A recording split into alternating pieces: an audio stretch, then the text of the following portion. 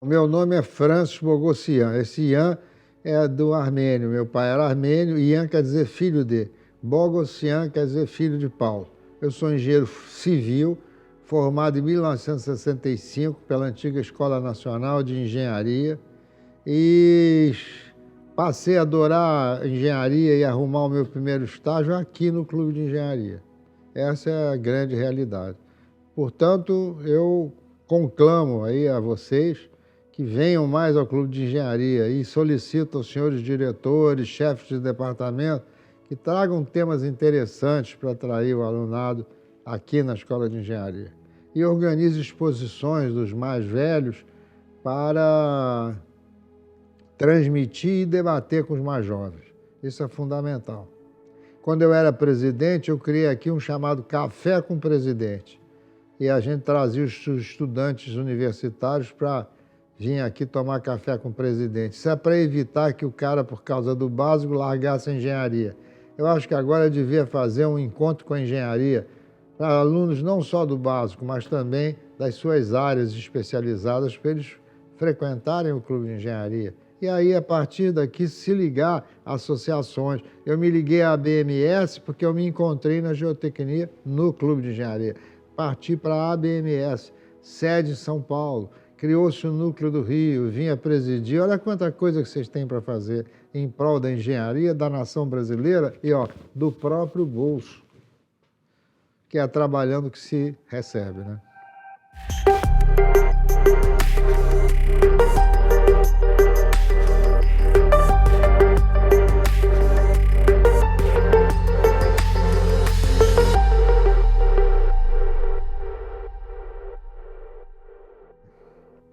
A minha vida, você disse para começar a relatar a minha vida, é longa, né? Agora eu estou completando 80 anos e a minha empresa 50. Então decidiram lá fazer um livro. E ele está pronto, já está na parte de revisão. Era para ter saído em junho, que foi quando a firma fez 50 anos, mas foi adiado. Então lá eu já tento. Isso atrasou o lançamento do livro, quanto mais eu contava, mais coisas eu me lembrava. Bom, minha intenção era ser embaixador, né? Fazer área diplomática, né? Todo mundo achava que eu era um diplomata mesmo garoto. E uma vez no ginásio, um professor de História e Geografia me rachou essa ideia na minha cabeça, porque ele disse que aqui no país o governo, naquela época, né, o governo manda para o exterior, para o bom lugar, os amigos, e para o mau lugar, os inimigos. Então, o diplomata fica lesado na escolha do ministro das Relações Exteriores, quem vai para onde. Aquilo realmente me balançou. No ginásio eu tinha lá o quê? 14 anos, né? Eu saí do quarto ano com 14 anos. E os professores de matemática, física e química achavam que eu devia fazer engenharia, né? Antes disso, eu pensei em medicina, mas eu achava uma profissão espetacular, mas eu acho que eu não me vejo dando consultas, sim, mas operando, jamais. Então, eu achei que o médico, naquele tempo, o clínico operava também, né? Então, eu liguei uma coisa a outra e saiu fora. Aí, dentro desse princípio, terminado o clássico, eu optei pelo científico. E continuei em dúvida, sem saber que eu tinha escolhido o segundo grau, né? Terceiro grau, né? O científico, naquela época chamava-se científico. E lá eu fiquei pensando no que ia fazer. E aí foi a vez dos professores de física e de matemática, né, que me entusiasmaram, que eu era um engenheiro nato, o o professor de matemática dizia que eu não levava fórmulas para a prova na cabeça, né? Eu não consultava fórmulas, eu deduzia a fórmula lá, e que isso daqui é uma coisa que me liga muito à matemática e, portanto, também a profissão de engenheiro. Aí foram me envolvendo com essa ideia e eu aí me inscrevi no vestibular para engenharia. Antigamente chamava-se Escola Nacional de Engenharia da Universidade do Brasil, aqui no Largo de São Francisco. E lá eu entrei e começou o básico, né? E o básico tem aquele defeito que tem até hoje, de se você de novo ver matemática, física, química, geometria descritiva, isso não está errado ter isso, mas ter só isso decepciona, né? Então eu queria engenharia, gostava da matemática, física e química. A primeira maneira de ganhar dinheiro foi dando aulas particulares de matemática, física e química. Não é por não gostar da matemática, não ser habilidoso como eu era. Mas fiquei profundamente decepcionado, não tinha nada de engenharia. Então eu resolvi, estava no segundo ano já, fui a 3 disciplinas para exame final, né? Eu já não estudava mesmo, não estava. E aí não compareci ao exame final. E não comparecendo ao exame final, você vai à segunda época. Eu não fui à segunda época, não compareci. Aí comuniquei ao meu pai: olha, eu não vou fazer engenharia, não. Meu pai queria que eu não fosse fazer nada, a não ser cuidar da loja dele. Ele tinha lojas, né? O imigrante armênio que sofreu perseguição religiosa, né? Meus avós mandaram os 9 filhos para o Brasil. Alguns jovens como meu pai, que tinha 15 anos, e tinha outros que tinham filhos e até netos. E meus avós foram queimados vivos, né? Porque não quiseram dizer só Alá é Deus e Maomé o seu profeta. Meu irmão já tinha ido fazer engenharia química, depois tinham 3 irmãs. Naquele tempo, mulher fazer engenharia era pecado. E aí, papai ficou, quem é que vai cuidar da loja, né? Aí eu voltei para ele, né? Falei, ele vai querer que eu vá para a loja, que eu não achava que essa seria a minha profissão. Mas aí me apresentei, e ele falou assim, eu larguei engenharia, pai. Eu falei, não largou, não. Eu não te autorizei a largar a engenharia. Antigamente, pai mandava em filho, né? Hoje não manda mais, né? Nem conselho mais, por burrice, os jovens não ouvem dos pais. E aí, então, ele me obrigou a voltar. Eu disse a ele, eu fiquei em 3 disciplinas. Você não pode levar dependências, 3 disciplinas, você pode levar até 2. Eu vou ter que repetir o ano fazendo 3 disciplinas. E assim foi feito. Aí foi um ano de sacrifício, eu engordei muito, e aí tive que emagrecer, porque estava enorme de gordo. E aí eu voltei para a engenharia e no 3º ano eu recebi um telefonema. Eu era representante de turma, né? Como diplomata, eu sempre acertava os interesses, ouvia todo mundo.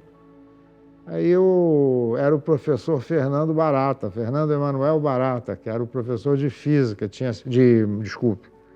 professor de mecânica dos solos, que era uma coisa nova, geotecnia no mundo inteiro. E aí ele falou, olha, você é o representante de turma, eu queria conversar com você. Marcamos um encontro na biblioteca e aí veio a mecânica dos solos. Eu aí me interessei, porque na mecânica dos solos você lida com a engenharia como você lida com o ser humano, né? A areia da praia de Ipanema não se comporta da mesma maneira que a areia de Florianópolis, do Leme, do Porto de Copacabana. Areia e é numa mesma praia, a areia a 3 metros de profundidade tem um comportamento da outra mais rasa ou mais profunda. Você tem que estudar o comportamento dela. E aí eu comecei a me interessar, né? Porque é uma ciência que não é fazer aqueles cálculos e aprender a calcular isso e aquilo, é você auscultar o comportamento do material para prever as deformações, prever a ruptura. Eu me apaixonei perdidamente pela geotecnia. E aí o próprio professor Barata era membro da DTE de Mecânica dos Solos, aqui do Clube de Engenharia. Eu já era inscrito no Clube de Engenharia, vim em algumas DTEs e passei a frequentar a DTE de Geotecnia. E aí eu reencontrei o professor Antônio José da Costa Nunes, que tinha sido meu professor de Física. Ele era catedrático de Física e era o grande especialista de geotecnia no Brasil. Eram 3 grandes nomes. Ele era o único do Rio de Janeiro e 2 outros de São Paulo, o professor Vitor de Mello e o professor Milton Vargas. Quer dizer, ele era uma eminência em geotecnia. E aí, nessas reuniões, a gente se reencontrou, eu o reconheci, ele me reconheceu, ou disse que reconheceu, e aí eu comecei a participar dessa DTE, ele era o chefe da DTE. E aí eu fui me envolvendo com isso aqui, né, no Clube de Engenharia, nesse prédio onde nós estamos. E aí um belo dia, descendo com ele no elevador, ele me deu um cartãozinho dele e falou: se você tiver uma tarde livre e quiser, vai estagiar comigo. E aí eu, no dia seguinte, fui lá na Tecnosolo, que era dele, ele era acionista majoritário, e aí eu comecei realmente a me instruir em geotecnia, né, como estudante de engenharia e depois como engenheiro formado, e imediatamente eu me formei em 65, em 66 eu já estava dando aulas, aí no Largo de São Francisco, a convite do professor Jurandir Pires de Castro Ferreira. Então eu me senti honrado com isso, dando aula já de geotecnia, porque eram poucos os especialistas. E eu, como era um discípulo do Costa Nunes, trabalhei com ele quase 10 anos, 2 ou 3 como estudante, o resto como engenheiro. Então eu me tornei um pouco conhecido e um pouco conhecedor da geotecnia. Aí eu comecei a dar aula logo, quer dizer, formei em dezembro de 65 e comecei a dar aula em março de 66. Aí a minha vida foi uma paixão pela minha profissão. E eu namorava muito, mas não queria casar, né? Porque eu achava que atrapalhava a minha profissão. Eu sempre fui muito apegado a crianças, né? Sobrinhos, filhos de irmãs, irmãos. E também era apegado a filhos de alunos, porque eu acho que o professor tem um papel também de um segundo pai de alunos. Você não tem aquele troço de botar uma placa separando aluno de professor. Então eu fui padrinho de casamento de professor, fui padrinho de filho de professor. Eu não queria isso, me vincular. Para mim era engenharia. E a Tecnosolo trabalhava no Brasil inteiro. O Brasil estava em pleno desenvolvimento. Então eu tinha serviço no Amapá, Macapá, Rio Grande do Sul, Santa Catarina, enfim.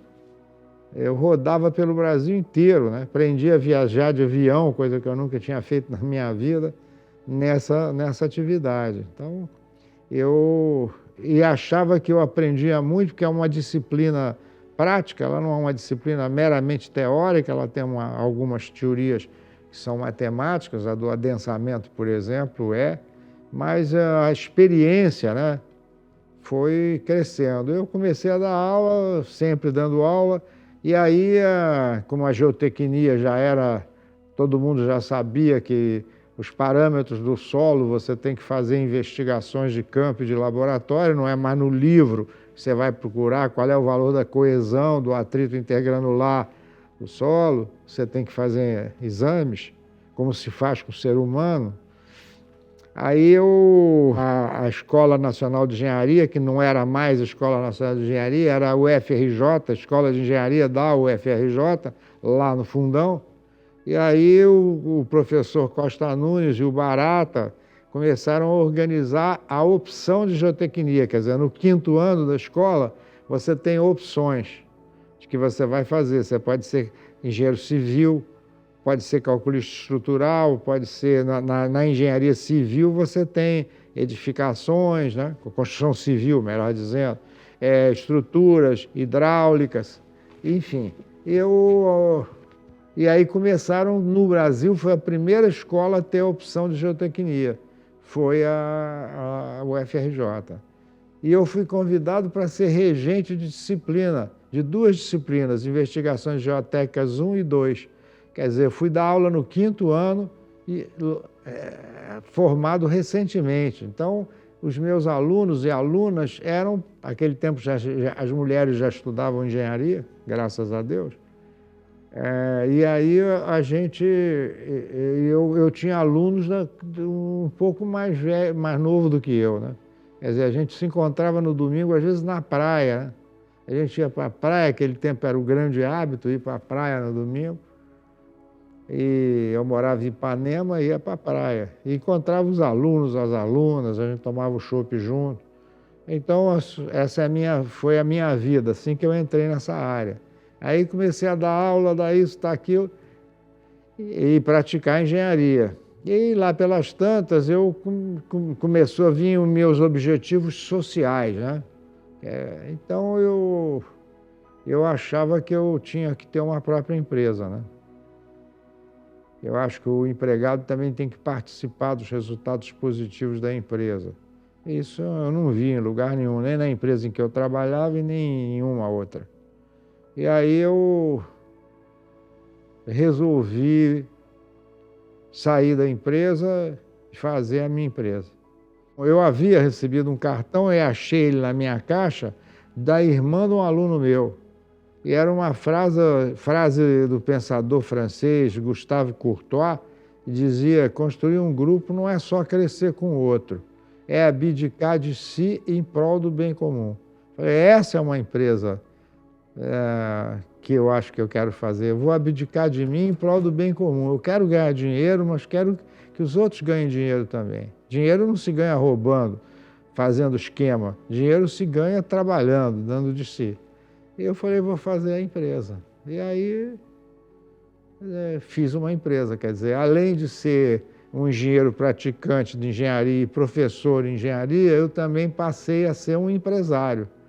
Mas foi duro, E eu me orgulho de dizer que a minha empresa, que tem 50 anos, eu nunca deixei de pagar e nem atrasei pagamento de empregado, porque era a ordem 1 é pagar o empregado, sabia que ele dependia daquilo. Eu atrasava pagamento de compras, ia nos compradores, que a gente se tornava amigo, mostrava a minha situação, o cara tirava a duplicata do banco, eu pagava depois, e empenhei dinheiro emprestado. E aí eu fui sustentando a firma com essa filosofia. Então, hoje eu não tô fora da empresa, mas o dia a dia da empresa, a esses 12 ou 13 anos, não estão mais comigo, né? Mas eu continuo nessa parte. E, paralelamente a isso, ainda na empresa, eu comecei a aceitar convites de associações. Eu fui presidente do Núcleo do Rio, da Associação Brasileira de Mecânica dos Solos, a ABMS, cuja sede é em São Paulo. Naquela época ficava no IPT, Instituto de Pesquisas Tecnológicas de São Paulo. Eu vim a ser diretor do Núcleo do Rio, e presidente do Núcleo do Rio, melhor dizendo, e depois fui eleito presidente da Nacional, da ABMS Nacional, com a sede. Eu ia no mínimo uma vez por mês a São Paulo para as reuniões lá da diretoria da ABMS. E consegui fazer um primeiro congresso internacional de mecânica dos solos, e acho que o único até agora, não congresso específico, mas o congresso internacional da ISSMFE, eu consegui fazer no Brasil, ainda na minha gestão de presidente. Nós trouxemos naquela ocasião 2.000 associados no Brasil inteiro, e logo em seguida a diretoria muda em cada congresso internacional. Aqui houve mudança de direção e na direção seguinte eu fui indicado para ser vice-presidente. Então eu fui, depois de ser presidente da BMS Nacional, eu fui vice-presidente da Internacional. E também outras atividades. Eu aqui trabalhei na AERJ como presidente, primeiro como vice, depois presidente. Eu trabalhei nela, eu saí esse ano. Eu trabalhei na BMS como presidente executivo 20 anos. E mais uns 10 ou um pouco mais como presidente do conselho de administração, porque na AERJ eu também achei melhor contratar um presidente sem vínculo com nenhuma empresa associada. Então, é uma associação de classe, é uma espécie de sindicato das empresas de engenharia do Rio de Janeiro. Também, quando me lançaram aqui no clube para ser candidato ao clube de engenharia, eu tinha sido antes vice-presidente, depois fui eleito presidente e depois fui reeleito. E também em outras atividades, eu fui vice-presidente da Associação Comercial do Rio de Janeiro, eu fui diretor e conselheiro da Firjan, Federação das Indústrias do Estado do Rio de Janeiro, sempre me dando para instituições, não é só para a empresa, né? A empresa hoje já está estruturada, andando lá com essa turma nova, ex-alunos, sobrinhos ex-alunos. E depois eu havia ingressado na Academia Nacional de Engenharia, que por acaso foi criada aqui em 1991. E em 1993 eu já fui convidado para integrar a academia. E a academia andou muito devagarzinho, e aí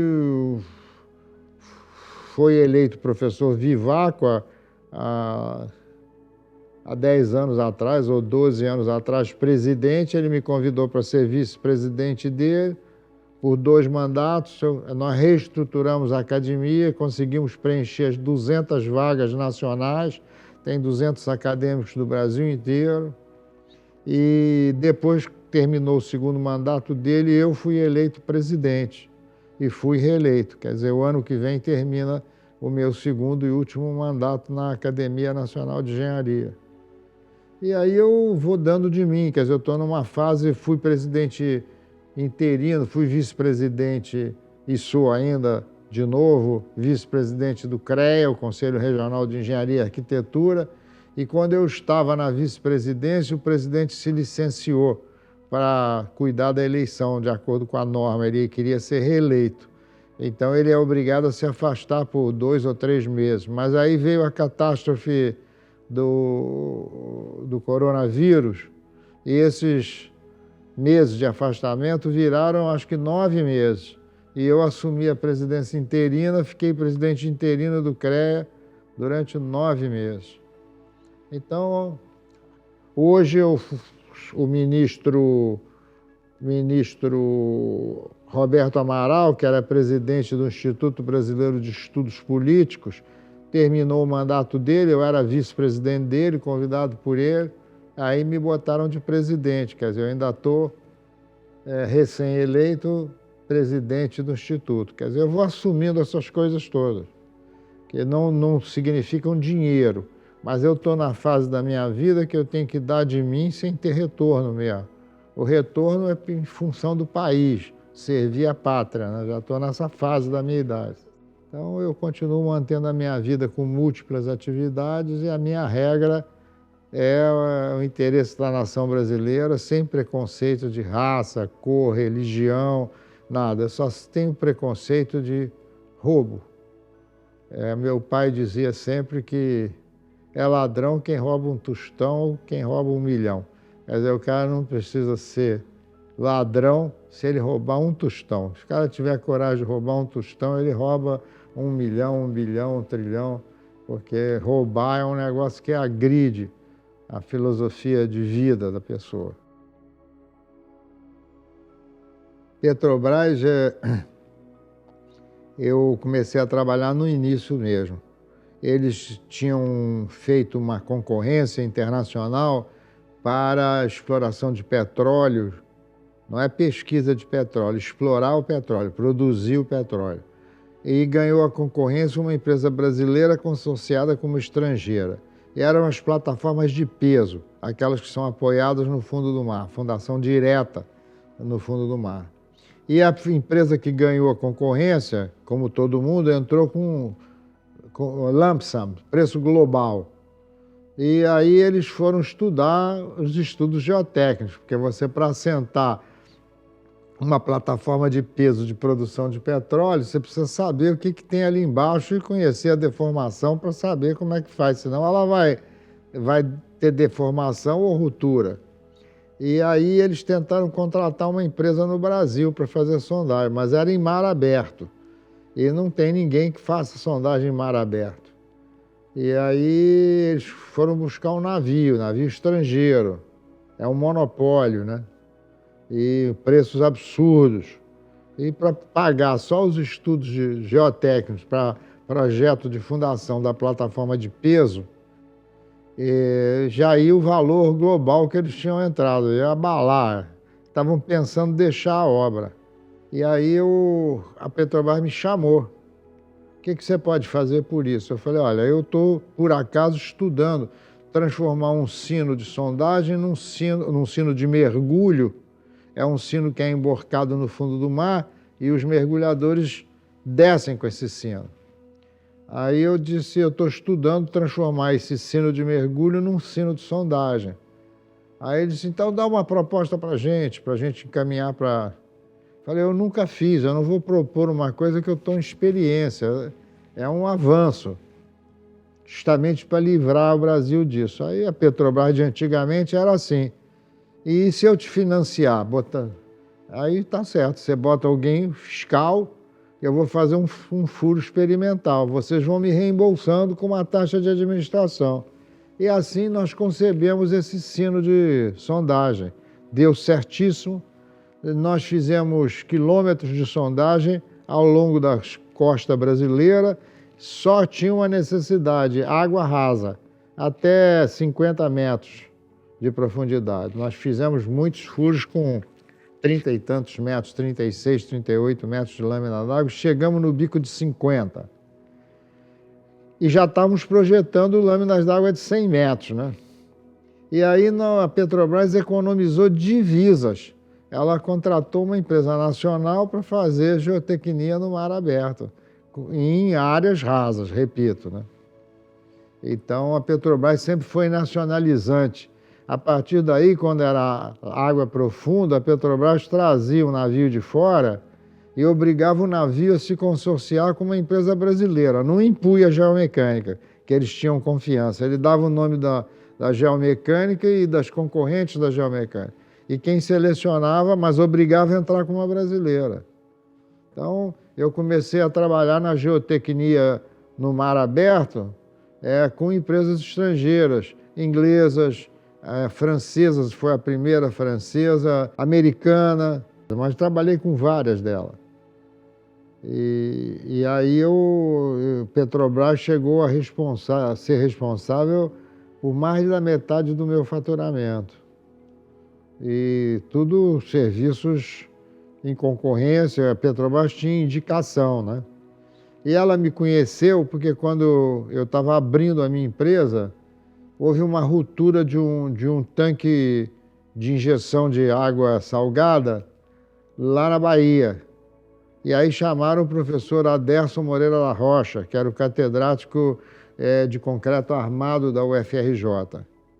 E nós éramos amigos, ele era meu diretor, eu era professor da escola e cheguei a escrever o capítulo de fundações do volume 4 do livro dele, Concreto Armado. Aí ele resolveu o problema estrutural, mas precisava descobrir por que o tanque de reserva tinha rompido e precisava de um geotécnico.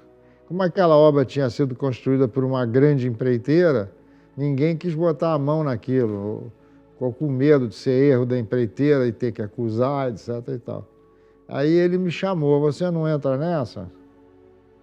Aí eu topei, né? E aí era o problema do massapê, que é um solo expansivo, não foi detectado como assim, e esse comportamento expansivo do solo gerou problemas erráticos nas bases da coisa. Isso gerou um trabalho que eu propus à Petrobras apresentar num congresso internacional. Aí houve uma relação, vamos dizer, técnica grande entre eu e a Petrobras, porque geotecnia também era uma novidade dentro da Petrobras. Aí a Petrobras resolveu dar um curso de atualização para os engenheiros dela, na Bahia. E o professor Aderson deu concreto armado e eu dei mecânica dos solos em obras civis, e vieram especialistas do Brasil inteiro. Acho que eles eram 60 engenheiros da Petrobras, lá na RPBA, Região da Produção da Bahia. E aí foi assim que eu trabalhei. E a coisa foi crescendo, crescendo, crescendo. Hoje a Petrobras, a Petrobras sempre se caracterizou por fazer licitação e contratar o que ela chamava de melhor preço. Ela não abriu o orçamento dela da obra. Então você entrava com seu orçamento. E ela fez uma faixa, que era o preço dela, Petrobras, trancado no cofre, mais ou menos X. Essa era a faixa. Então quem vinha com preço superior ao limite superior de preço da Petrobras, eles nem abriam a proposta. A proposta de preço. Quem vinha com valor abaixo do mínimo, também elas não consideravam. E analisavam a parte técnica, e pegavam a melhor proposta técnica e veria se eles fariam pelo preço do orçamento deles. Essa era a licitação da Petrobras. Hoje não. Hoje você entra com o menor preço. Eu cheguei a entrar a preço de custo para não demitir mais empregado. E com preço de custo eu tirava sexto lugar. Estou tirando sexto lugar. Então hoje o que eu tenho de serviço para a Petrobras é de 0 a 5% do meu faturamento, que já é pequeno, né? Porque o Brasil parou, né, nesses últimos anos. O Brasil está completamente paralisado. Bom, o Clube de Engenharia é uma entidade nacional, né? Eu, quando fui presidente, eu botei ao lado do Clube de Engenharia tracinho BR. Ele foi o primeiro clube de engenharia do Brasil e é uma entidade nacional que se tomou posições sobre assuntos nacionais. Quer dizer, ela não é um clube só de engenharia. O clube de engenharia, porque nada num país que entra em desenvolvimento se faz sem engenharia. A engenharia faz parte do desenvolvimento de uma nação. Então a engenharia tem que opinar, o clube tem que sair falando de coisas erradas, mesmo políticas, não políticas partidárias, do partido A ou do partido B, mas a política nacional de melhores condições, com confiança, com segurança, com um custo que permita dar segurança e qualidade. Então o clube tem se pronunciado nisso. A primeira vez que me convidaram foi para ser presidente. E eu ainda estava vinculado na empresa. Eu era o presidente executivo da minha empresa. Aí eu disse, olha, eu não posso, porque eu vou ficar no clube de engenharia. Para mim, eu vou me dedicar ao clube, vai ter primeiro lugar, que é uma entidade nacional tão importante que eu vou ter que deixar ela paralela ou até acima dos interesses da minha própria empresa. Eu vou sair da presidência da minha empresa e nas próximas eleições, daqui a 3 anos, tudo bem. Mas eles não quiseram, né? E aí uma outra pessoa quis ser presidente e essa pessoa me chamou para ser vice-presidente dela. E eu fui, mas eu não soube fazer propaganda eleitoral minha durante esses 3 anos. Eu vim como vice-presidente do Renato Almeida, que é o presidente, o médico pediu para ele não... Era o Arnaldo, eu vim a ser do Renato de Almeida, mas era o Arnaldo. O médico disse a ele, por problemas de coração, de saúde, ele não poderia assumir isso, porque tem muita luta, muito aborrecimento também. Aí eu fui vice-presidente, mas não fiz campanha eleitoral. Aí, quando terminou o mandato do Renato de Almeida, que se abriu a nova concorrência, e eu pensei que eu ia ser o candidato único, aí começou a aparecer candidato de tudo que é lado. Eu aí me decepcionei, caí fora. Caí fora e me decepcionei muito com essa posição do Clube de Engenharia, porque eu não fiz política durante os 3 anos em que eu fui vice-presidente. Eu só vinha quebrar galho, né? Essa primeira reforma de elevadores foi uma coisa que eu capitaneei, mas por detrás dos panos. Eu não tinha aquela preocupação de aparecer, porque eu achava que eu, ser presidente do Clube de Engenharia, eu ia dar de mim ao Clube de Engenharia. Não era ter que conquistar votos. Foi um erro meu. E aí começou mil pessoas e começou parará, eu caí fora. Saí do clube. E aí, confesso aqui de público, eu até me afastei. Fiquei um pouco magoado com um comportamento que eu não achei democrático. E aí me afastei. Aí passaram-se os anos, né? Foi o presidente eleito, depois um outro presidente, me chamaram de novo e eu não quis concorrer. Aí me chamaram pela 3ª vez, que era a reeleição do presidente ou eu. E eu fiquei relutante.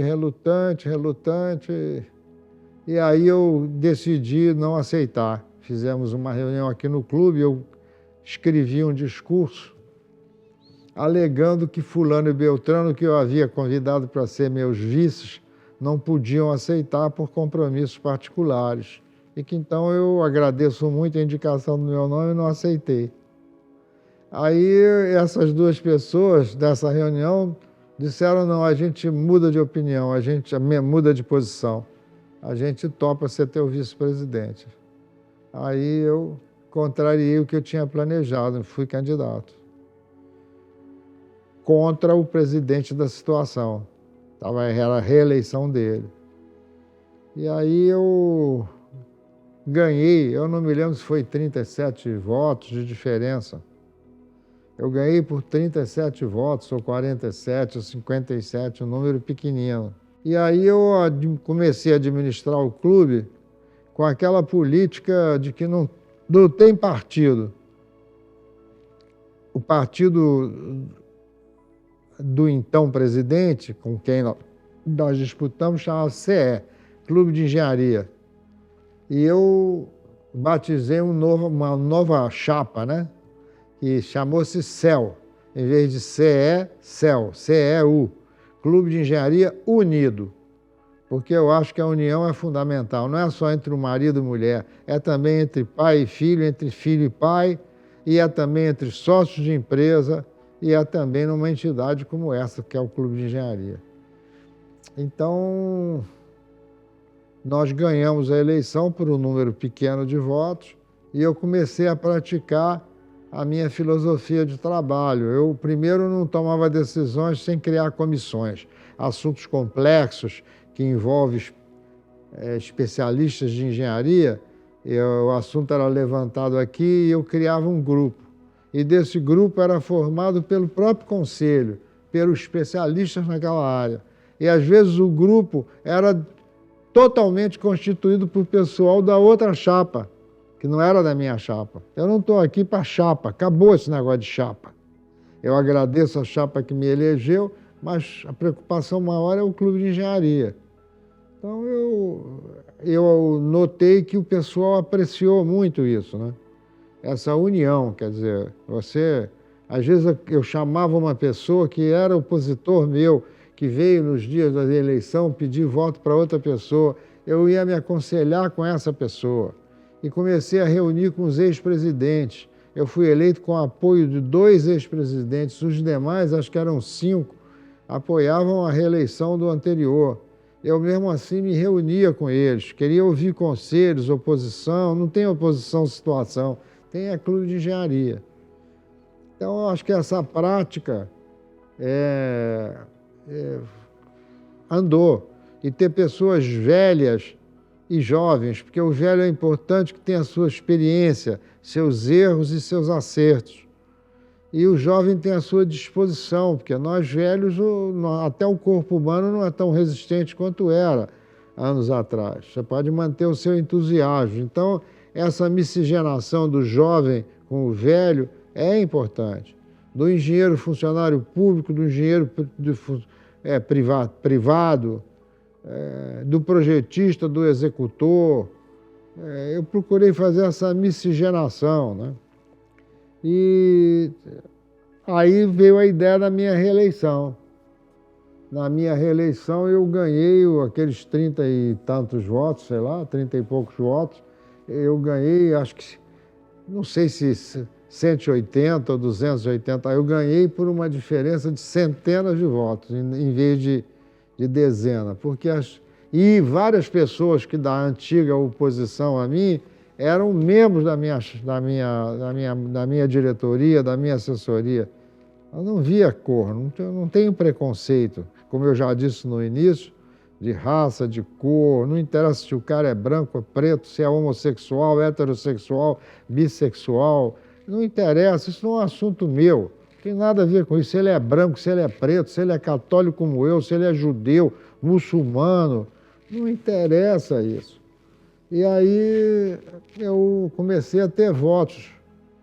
E sem trabalhar, sem sair na rua pedindo voto, né, eu consegui ser reeleito por uma diferença bem grande, né? Então, eu acho que foi muito importante. Se a minha gestão foi de sucesso, se foi, eu devo a ela, e disse isso de público, à diretoria e aos chefes de departamento, de DTEs e de áreas de serviço que já existiam, que eu criei, né? Quer dizer, eu sempre lutei pelo trabalho de equipe, né? Então, se eu tive algum sucesso como presidente, foi assim. E na reeleição eu procurei, quando terminou o meu mandato, fazer um conselho de presidentes para estudar nomes que se candidatavam.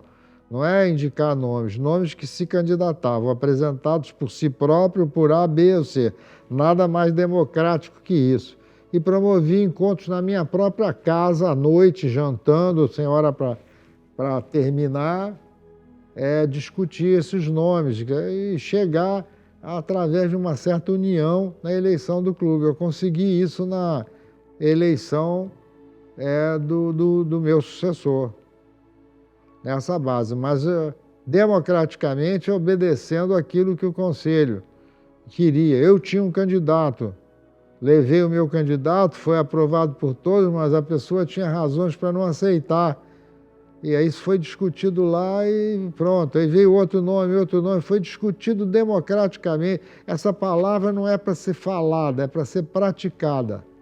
Então, democraticamente, nós conseguimos ter um candidato que foi eleito, depois a reeleição dele, e dessa vez tentou-se a mesma coisa, mas aí houve uma espécie de um desentendimento que eu considerei antidemocrático, e aí teve duas chapas, né? O clube precisa de união, todo mundo precisa de união.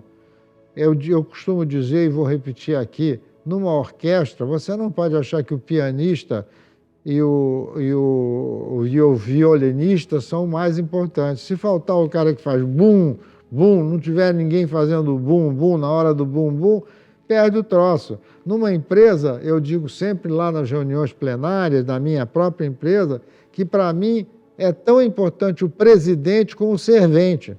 Cada um tem um serviço para fazer dentro da empresa. Eu acho que a primeira coisa é ter que retomar o desenvolvimento da nação brasileira. E segundo, fazer uma revisão do programa de ensino da engenharia. E você não pode estar ensinando a engenharia aquele cara que nunca trabalhou na engenharia.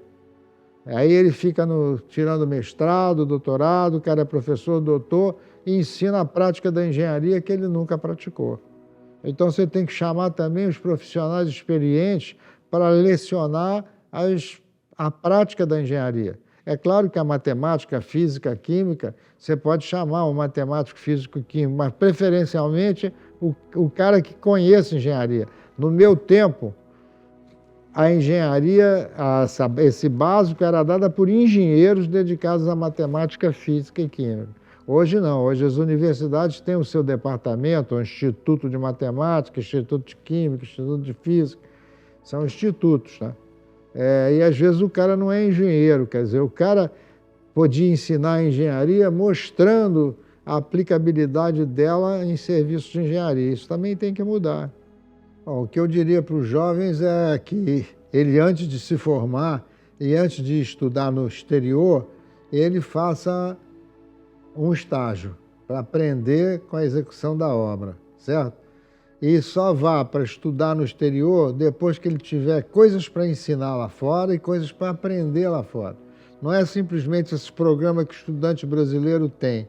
Ele ainda não se formou, ele já está com o estágio dele marcado no exterior. Eu só fui estagiar no exterior, já professor, e já tinha alguns anos de trabalho. Eu me formei em 65 e fui embora em 69. Já cheio de dúvidas.